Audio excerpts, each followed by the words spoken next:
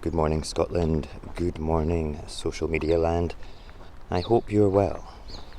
You must have been on Mars for the past couple of days if you hadn't realised what has happened with P&O Ferries. The company that owns P&O Ferries decided to sack 800 of its UK employees, which is pretty much the entire set of staff that mans their ferries down in the south of England. That is 800 families affected by this decision. 800 families being destroyed by the decision-making process of a soulless entity called a corporation. In the past couple of years, during the pandemic, P&O Ferries have amassed a loss of over £100 million. And due to this loss, we are witnessing one of the most vicious acts upon British workers that has been seen for years. This is despotic behaviour by the company that owns P&O Ferries and is a shameless act, a shameless and disgusting act that's just unforgivable.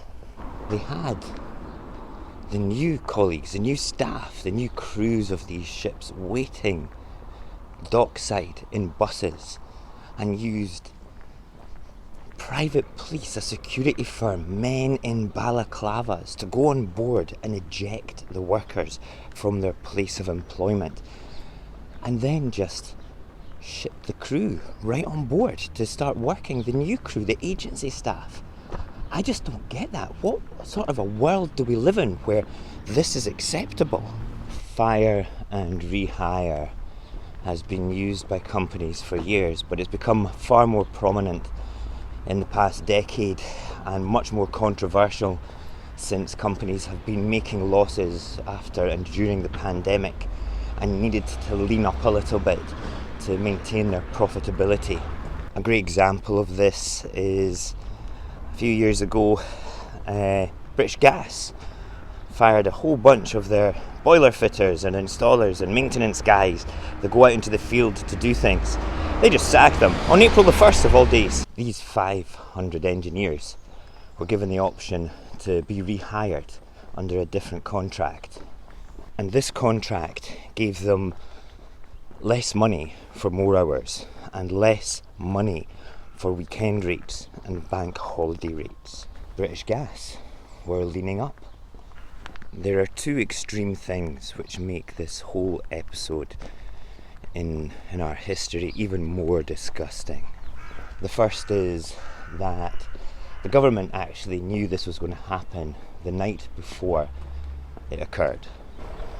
They were informed the night before, and Mr. Courts, the shipping minister, discussed it on Wednesday morning in the Commons and basically said he was informed the night before. They said nothing, they did nothing, they didn't stand up for the workers, they just couldn't care less. I mean, what more could you honestly expect from a Tory anyway? The second most disgusting thing about this is a little bit longer and goes back to what we're saying. This is a foreign company that owns P&O Ferries that basically employed this private police force to come in and eject our brothers and sisters, our fellow workers, off their boats where they worked. Okay, this is another country, an owner in another country thinking that it's acceptable to do such a thing. This is shameful, and the chances are it was people from these islands hiding behind the balaclavas, and they're doing it to their own people from a prince in another country. We'll come on to that in a minute. So it was hired thugs at the behest of a parent company based in a foreign land, ejecting British workers from their place of work just so they could lean up and remain profitable, basically because they couldn't function as a company anymore with the losses that they'd made.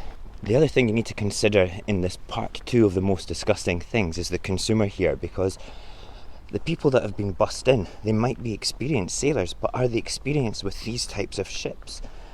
Are they going to be capable of, nursing them through the little parts of navigation and stuff like that? I don't doubt that they can't, but you can't make up for the loss of experience of the captains and the crew that are used to these vessels. So let's go back to that Prince thing and actually ask the question, who owns P&O Ferries? P&O Ferries are owned by DP Logistics, which is a big company corporation based out of Dubai in the United Arab Emirates. And the man that owns that company is Sultan Ahmed bin Sulayem. Sultan. Prince. Do you not think it's a bit amusing how a couple of days before all this happened, Prime Minister Johnson was visiting the United Arab Emirates, getting ready to ask them for assistance in helping with energy, oil, gas, anything. Are you telling me right now that this has not come up in conversation? I mean, you don't sack 800 people in another country, in a company that you own, from another country, without sending little ripples through diplomatic channels. This is just a coincidence that this has been allowed to happen, that the government just shut up when Boris is asking for a little bit of energy help from the Arabs. And then ask yourself, why is our Prime Minister cozying up to the members of the United Arab Emirates just now, when collectively they have murdered thousands of children in Yemen, thousands of children in a bombing campaign with bombs that have been supplied by British arms manufacturers?